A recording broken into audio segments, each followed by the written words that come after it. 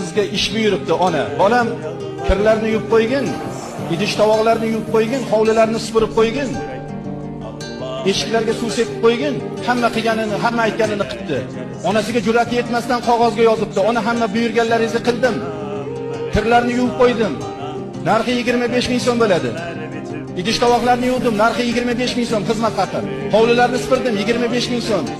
Ko'chalarga suv sepdim, 25 ming so'm, hammasi 100 ming so'm bo'ladi deb narx yozib qo'yibdi. Qarasa qog'oz turibdi. Ona ham tagidan yozibdi. Bolam, senga homilador bo'ldim. Seni 9 oy 9 kun ko'tardim. Har qanday yuk ko'targan inson kunduzni ko'tarib, loqal yuk ko'targan yukini kechqurun qo'yib qo'yadi.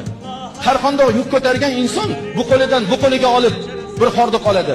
Lekin men seni kechqurun ham olib qo'ya olmasdim, bu qo'limdan u qo'limga ham ola olmasdim. Seni bag'rimda saqladim.